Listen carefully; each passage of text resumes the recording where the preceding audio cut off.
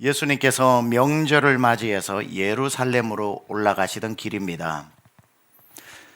예수님께서 예루살렘으로 명절 절기를 지키기 위해 올라가셨는데, 예루살렘 성전을 두르고 있는 성벽은 8개의 문이 있습니다. 어느 문으로 들어가시는지 다 성경이 기록하고 있지 않지만, 오늘 이 사건에서 예수님은 양문으로 들어가시기 위해 가시던 길입니다.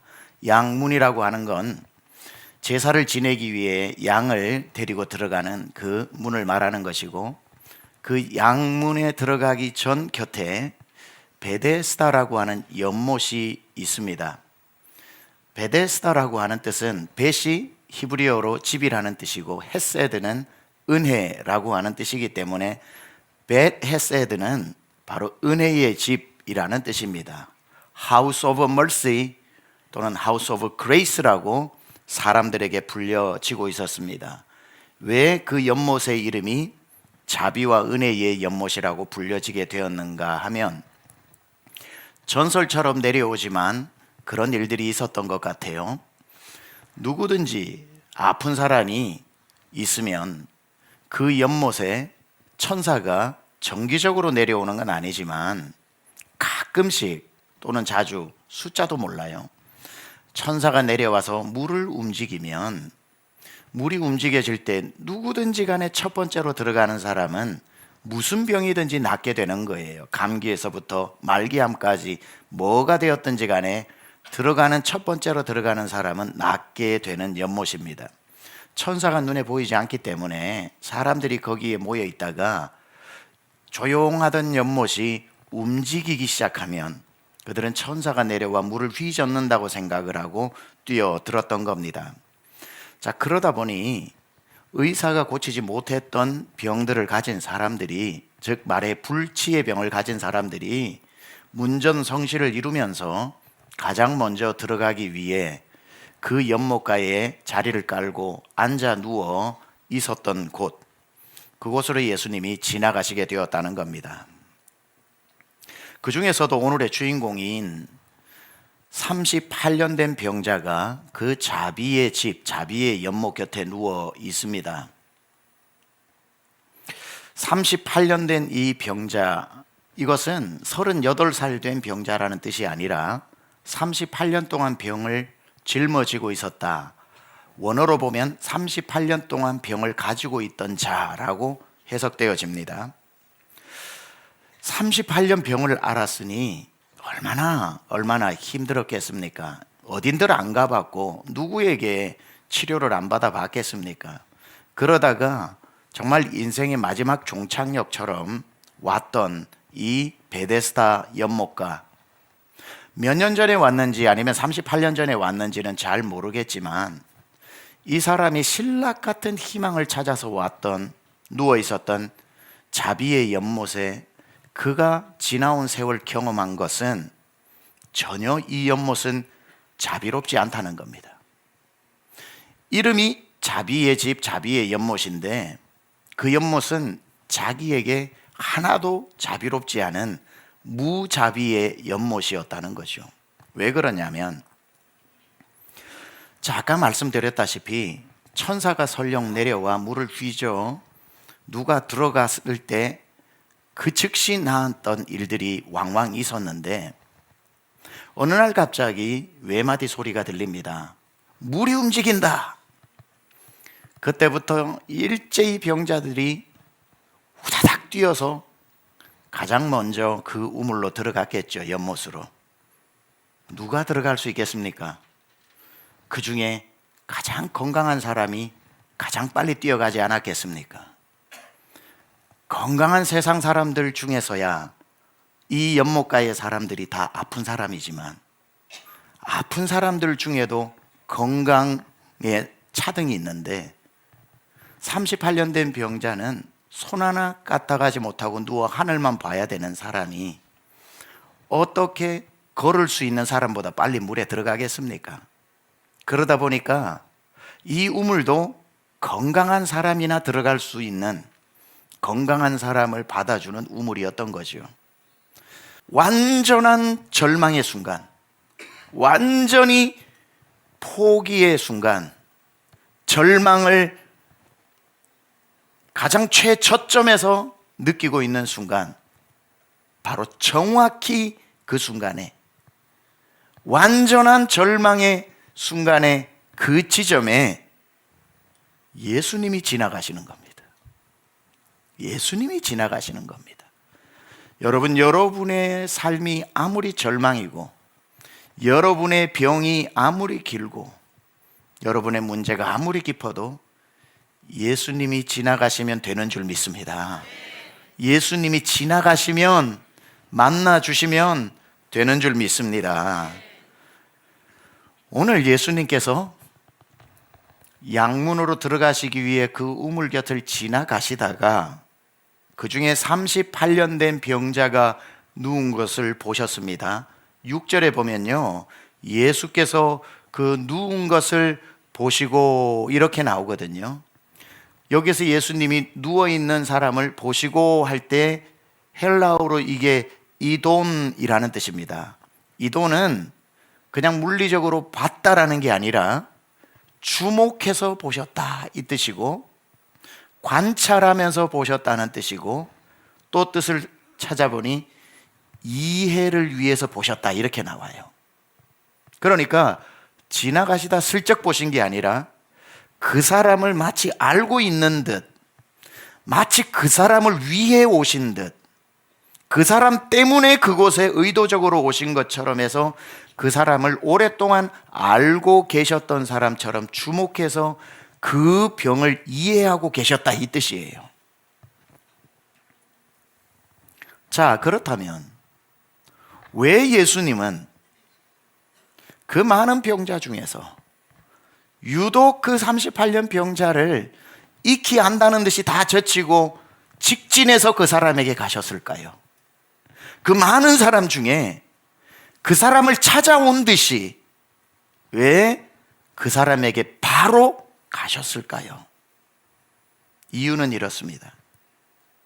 예수님의 눈에 띄는 사람은 예수님도 필요한 사람이 아니라 예수님 밖에는 없는 사람.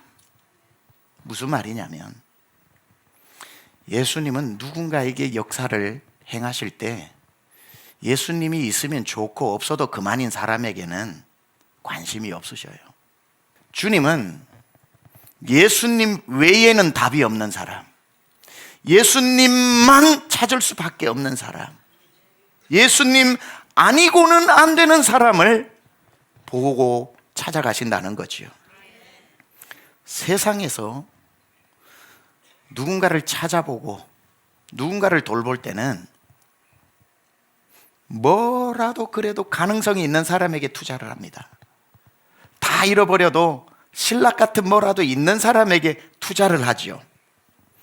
예수님은 누구를 찾아가시냐면 아무것도 할 수 없는 사람이 누군지를 보시고 그 사람을 제일 먼저 찾아가셔요. 세상은 뭐라도 할 수 있는 사람을 찾고 있지만 주님은 아무것도 할 수 없는 사람이 누군지를 찾고 계시는 겁니다.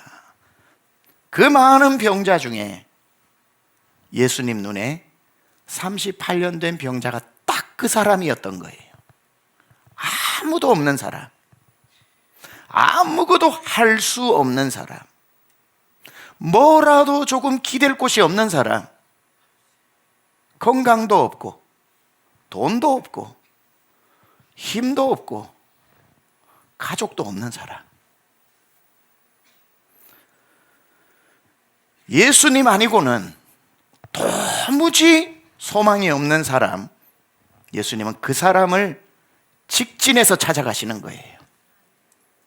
예수님은 누가 가장 이렇게 많은 성도가 앉아 있어도 가장 고통을 받고 있는지를 알고 계십니다. 예수님은 이렇게 많은 현대의 병을 가지고 있는 사람 중에 누가 제일 깊은 병에 시달리고 있는지도 알고 계십니다. 예수님은 누가 진짜 힘들고 어려워서 예수님을 찾아오지 못하는지를 아시고 예수님께 찾아 못 오는 사람을 찾아가시는 분이십니다.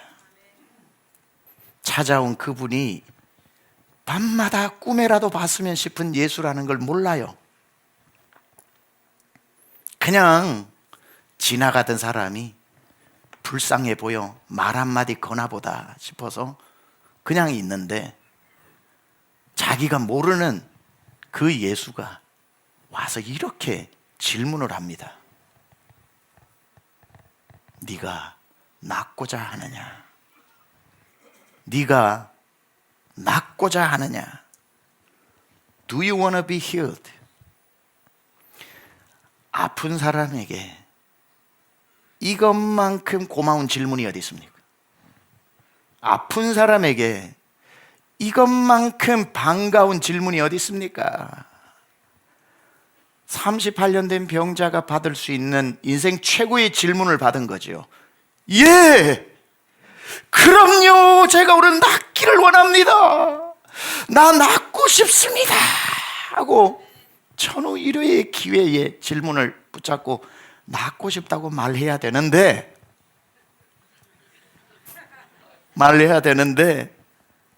현문우답을 합니다. 낫고 싶다는 말을 하지 않고 7절에 이렇게 대답합니다. 병자가 대답하여 주여, 물이 움직일 때에 나를 못에 넣어주는 사람이 없어 내가 가는 동안에 다른 사람이 먼저 내려가나이다. 낫고 싶으냐 질문하고 있는데 도와주는 사람이 없습니다라고 대답해요. 도와주는 사람이 없습니다라고 대답해요. 이 문장을 다시 해석하면 이런 의미도 있습니다. 난 당신이 누군지 모르지만 건장해 보이니 물 움직일 때까지 내 옆에 좀 서 있다가 물 움직이면 나 좀 밀어주시오. 이 말인 겁니다. 세상에 정답 앞에서 정답을 찾고 있는 사람이죠. 이 병에 걸린 사람이 한 명 있는데 여러분도 잘 아시는 최병락이라는 사람입니다.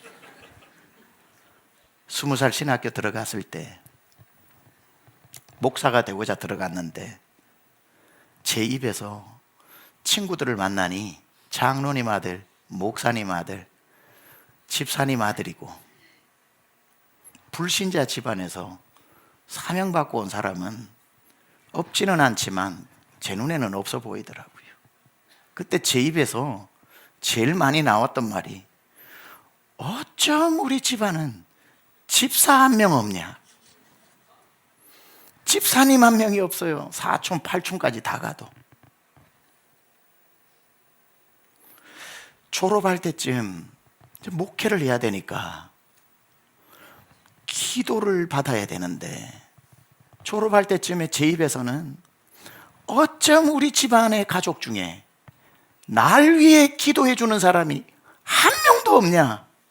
도대체 어떻게 목회를 할 수 있겠는가? 기도해 주는 사람이 이렇게도 없냐? 유학을 가는데 또 제 입에서 마음으로 나오는 거예요. 참 우리 집은 유학비 하나 못 대주냐? 유학 가서 그야말로 주경야독처럼 주독 야경을 했죠. 낮에 풀타임으로 공부를 해야 되니까. 그러면서 제가 만약에 한국에 있을 때 전도사로, 부목사로 강남중앙 침례교회를 다녔더라면 유학 가 있는 동안 제가 같이 공부하는 많은 동료들 중에 교회에서 전폭적으로 학비를 준다거나 섬겼던 교회에 그래도 집사님, 권사님이 학비의 일부를 졸업할 때까지 대주는 동기들이 많았어요. 단 한 번도 나에게는 어쩜 이렇게 후원하는 사람이 없냐?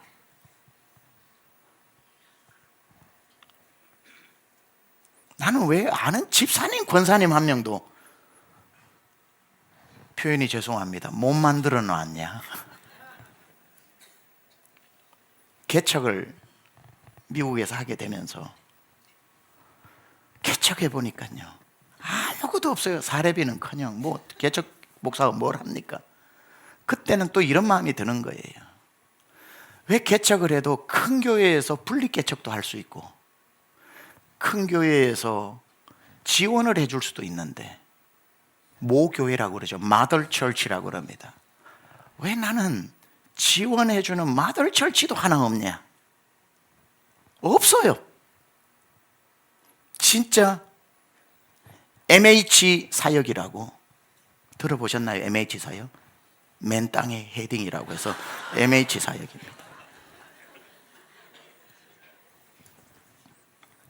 교회를 개척을 하고 10여 명 되는 성도들하고 제가 기타 치고 아내가 탬버린을 치죠. 그런데 이게 그때 OHP라고 해서 뒤에 스크린에 필름을 가지고 가사를 이렇게 바꿔줘야 되는 OHP, Overhead 프로젝터라고 해서 OHP. 이거는 계속 바꿔줘야 돼요. 제가 기타를 치거나 저희 아내 탬버린을 치다가도 어두운 밤에 캄캄한 밤 멈춰 있는 거예요. 새벽 안 되는 거예요. 저희 아내 탬버린 치다가 또 해야 되고. 그래서 이래서는 월시핑 철치, 예배로 부흥하는 교회 안 되겠더라고요. 그때 막 나오던 게 오버헤드 프로젝트라고 그래서 진짜 쏘는 프로젝터 있지 않습니까? 천장에 달아놓는 그게 막 나올 때였습니다. 유학생이었으니까 노트북 컴퓨터는 있었으니까 가사를 쳐서 연결해 놓고 엔터만 누르면 다음 가사로 넘어가요. 새 거는 살 수 없고 중고 가격을 알아보니 500불, 그 당시 환율로 50만 원이었습니다. 교회 전체 재정이 50만 원이 없어요. 살 수가 없는 거예요. 그래서 제가 교단에 편지를 보냈습니다.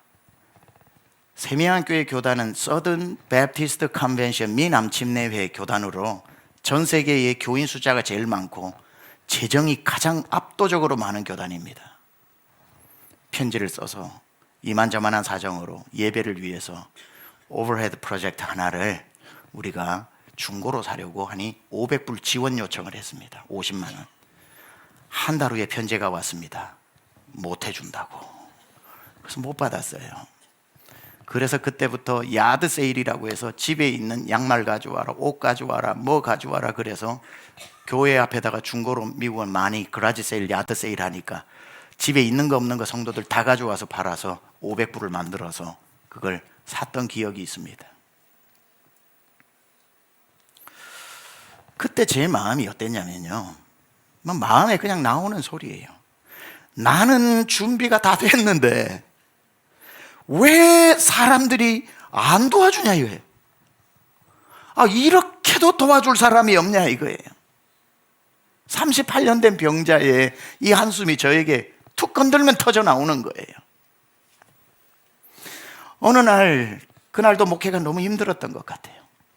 원통한 마음으로 기도했습니다. 하나님께 원통한 마음으로 기도를 하는데 주님이 제 마음에 이렇게 물으시더라고요. 너에게 나는 아무것도 아니냐 그러시더라고요. 너에게 나는 아무것도 아닌 거냐? 그때부터 눈물이 쏟아지면서 제 생각이 바뀌었습니다. 주님, 얼마나 답답하셨으면 나는 너에게 아무것도 아닌 거냐? 그러고 생각을 바꾸고 다시 정리를 해보니까 아무도 도움이 필요할 때 쳐다볼 사람이 없어서 주님을 더 쳐다봤더라고요. 그게 복이더라고요. 볼 사람이 없는 것 때문에 주님을 보게 된 게 결국은 복이더라고요. 신락 같은 희망을 두고 붙잡아서 도와달라고 하는 붙잡을 사람이 없어서 새벽마다 주님 옷자락, 혈루병 여인처럼 옷자락이라도 붙잡고 싶어서 주님을 붙잡을 수 있었던 게 그게 복이더라고요. 저는 붙잡을 사람이 없는 게 저주인 줄 알았는데 붙잡을 사람이 없어서 한 번이라도 더 주님 붙잡은 게 결국은 복이더라고요. 도울 자가 없어 시편 기자의 노래처럼 환난 날에 내가 주를 더욱 의지하리이다. 도와줄 사람이 없는 걸 주님이 잘 아시니까 주님이 더 많이 도와주시더라고요. 생각 바꾸고 돌아보니 없어서 입이 이만큼 나온 제가 주님이 그날 나는 너에게 아무것도 아니냐라는 말씀 가지고 주님은 내게 무엇이었는가를 생각해 보니 도와줄 사람 없어서 더 기도했던 게 복이고 의지할 곳 없어 주님 더 의지한 것이 복이었고 바라볼 사람 없어 한 번이라도 더 주님과 시선을 맞춘 게 저에게는 가장 큰 복이었단 말이죠. 지금 38년 된 이 병자는 자기의 병을 고칠 수 있는 분을 만나서 그분이 인생 최고의 반가운 질문, 네가 낫고 싶으냐라고 했을 때 낫고 싶다는 말을 하지 않고 도와주는 사람이 없다고 하소연을 합니다. 감사하게도 그렇게 말했음에도 불구하고 예수님이 이 38년 된 병자의 마음의 병과 몸의 병을 동시에 고쳐주시고 그 한탄과 한숨을 거두어 주셨으니 뭐라고 말씀하시는가? 일어나 네 자리를 들고 걸어가라. 그 순간 이 사람이 어떤 강력한 힘에 이끌려 벌떡 일어납니다. 몸을 훑어보니 즉시 나았습니다. 우리 주님이 그냥 가라 하지 아니하시고 네 자리를 깔고 누웠던 자리를 가져가라 하시는 것 보니 더 이상 네 자리를 놓고 예약할 필요 없다. 다시는 올 일이 없다. 완치 판정인 겁니다. 저 연못은 가야 낫는 곳인데 나의 베데스다 예수님은 갈 수 없는 자 때문에 찾아와 주신 연못이구나. 기다리는 연못이 아니라 날 찾아오는 연못이구나. 낫고 싶으냐 했을 때 예 하니 예수님 십자가 위에 몸을 난도질해서 콸콸콸 연못 물처럼 보혈을 쏟아주어 나를 낫게 하셨던 것. 오늘 예수님이 여러분에게 물으십니다. 낫고 싶으냐? 대답하십시오. 여러분은 낫고 싶습니다. 마음의 소원을 말하시기 바랍니다. 육신도 고치고 마음의 병, 정신의 병, 우울증, 공황장애 뭐든지 간에 몸의 병이 마음의 병으로 옮긴 것까지 낫게 해주실 줄 믿습니다. 한 가지 더 바람이 있다면 낫고 싶습니다라는 말 다음에 아니 만약 할 수 있다면 더 멋진 이 대답으로 한번 대답해 보십시오. 낫고 싶으냐 그랬을 때 주님 오셨으면 된 겁니다. 주님 알고 계셨으면 된 겁니다. 나 지금 주님 만난 것으로 충분합니다. 그때의 주님이 천둥 같은 소리로 말씀하실 겁니다. 오늘 네가 나음을 입었느니라. 예수로 충만할 때 질병이 차지할 공간이 없어 자연스럽게 떠나갈 줄 믿습니다.